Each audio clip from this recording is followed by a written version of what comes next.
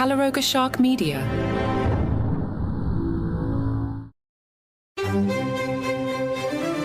Hello and welcome to Palace Intrigue. I'm host Mark Francis.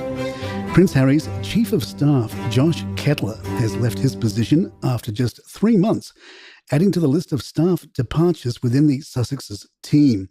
Kettler joined the Archwell team in May of 24, just before the couple's tour of Nigeria, where they promoted Prince Harry's Invictus Games. He also accompanied Harry during a visit to London for a Thanksgiving service for the Invictus Games at St. Paul's Cathedral, though he was unable to arrange a meeting with King Charles III. While the departure was reported as a resignation by the Daily Mail, sources suggest it was by mutual consent, as Kettler had been hired on a trial basis. The Sussexes have experienced significant staff turnover, with 18 reported departures over 6 years, an average of 3 a year. This high turnover rate has fueled speculation and discussion, particularly against the backdrop of past allegations that Meghan Markle was a difficult boss, a narrative that earned her the nickname Duchess Difficult in the British press.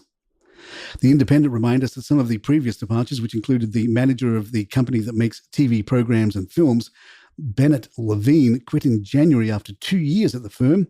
He worked on the couple's Netflix documentary before making his exit. Oscar-nominated producer Ben Browning left as the couple's head of internal content in January last year, a month after Rebecca Sananis, who was hired to produce Meghan's reported $25 million Spotify podcast, Archetypes, quit in December of 2022 as head of audio at Archwell. The president of the couple's charitable foundation, Madana Dayani, stepped down after a year and a half at Archwell that same month. Harry will not attend the funeral of his uncle Robert Fellows, who passed away on July 29th at the age of 82. Fellows, the husband of Princess Diana's sister, Lady Jane, had a distinguished career serving Queen Elizabeth II as her private secretary. Despite the familial connection, Harry's absence from the funeral is reportedly due to ongoing security concerns in the UK.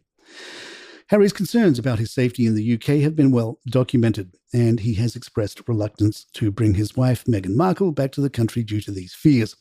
The couple is currently focusing on their visit to Colombia, which they apparently find safer than London. A friend of Harry's told the Daily Beast, "It's just all very sad. The idea that he wouldn't be there to support Jane in her grief would have been unimaginable a few years ago." Harry and Meghan are reportedly set up to be manipulated during their upcoming tour of Colombia, as allegations surface that the visit is intended to divert attention from political scandals plaguing the country. Harry and Meghan are set to arrive in Colombia on Thursday for a 4-day tour, invited by the country's vice president, Francia Marquez. According to the authorities, the couple will engage with leaders, youth and women who embody the aspirations and voices of Colombians committed to progress, while also experiencing the vibrant locations of Bogota, Cartagena, and Cali. However, concerns have been raised that the Sussexes are being used as political pawns by the left-wing government, which has been embroiled in corruption scandals. A prominent lawyer in Bogota told the Mail on Sunday, "I'm sure Meghan and Harry mean well, but everyone here is talking about how obviously they are being manipulated. Of course, their star power will be used to bring attention to poor people in certain areas of culture in Colombia, but the reality is the Colombian government has been drowning in scandal since it came in 2 years ago. They need something to appease people at home and make them look good abroad."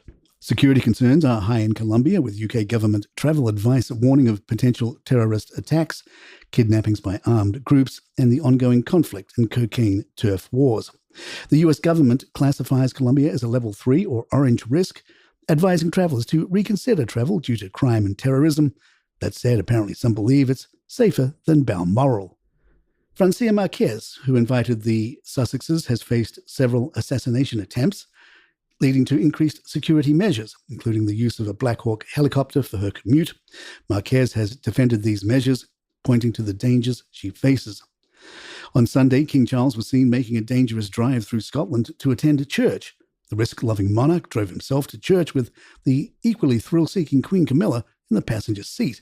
At least one photo was taken by the invasive paparazzi, which showed Camilla waving to onlookers. Stunningly, a source told OK, Meghan is debating whether to bring the children with her as she feels they're old enough, especially Archie, to enjoy a trip like this and meet people from different cultures. She's well aware that it would bring extra attention and that if the 4 of them are pictured on the tour, it again adds to their brand. Angela Levin told GB News, "It doesn't look good. They aren't representing the royals, but they are trying to. Unless they break themselves away completely, They don't have the right to do this. It will be very annoying for the king and infuriating for William. I think they are going to do it because they will stay in a 4-figure sum room, but I think it's impossible. The but is Sophie Wessex went to meet the same woman Meghan is meeting, the vice president. She spoke about women not treated well and went to look at what could be done. I was astonished when I read that because she is close to the royal family and they don't seem to mind her doing it.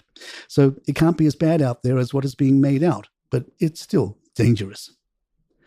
Royal expert Tom Quinn told the Mirror there was little chance of Harry being invited to Balmoral this year. Quinn said, with Kate and Charles in a difficult place, the last thing the family needs is Harry at Balmoral. Everyone knows that it couldn't be done without also inviting Meghan, and that is a step too far. Meghan has always been seen as the main driving force behind Harry's public attacks on the family. William and Charles know that inviting Harry without Meghan is just to give Harry another subject for the sequel to Spare that Harry is writing. Meghan has always been seen as the main driving force behind Harry's public attacks on the family. William and Charles know that inviting Harry without Meghan is just to give Harry another subject for the sequel to Spare that Harry is writing. Palace Intrigue will be right back. Sophie was out being fabulous, this being the kind of story that normally would go to Kate. Sophie visited Guernsey ahead of a small ship's race. Joshua, described by the BBC as a man with curly brown hair, shaved sides, brown beard, smiling with blue eyes, wearing a blue shirt and a small black life vest, said it was an honor to have the Duchess on the boat. He said, she really got involved straight away. I'm honored to have her on the boat and to show her what the charity does. Everyone that she chatted to and talked to was amazing. Her Royal Highness was asking us what we do on the boat, what our long-term plans were. Lauren Mackenzie added, very cool to meet the Duchess. She said, we took her out. We got sailing. She had a little helm and had a little chat to her, which was nice. She was steering the boat for a while, doing some of the sail hosts and getting to know all the people. And there you have it. If you'd like to email us, our address is thepalaceintrigue@gmail.com. Please follow us on Spotify, Apple, or the app of your choice, and leave us a review or some stars if you're enjoying the show. And don't forget, you can get this show commercial free, plus we have merchandise. All those links are in the show notes. I'm Mark Francis. My thanks to John McDermott. Palace Intrigue and good times.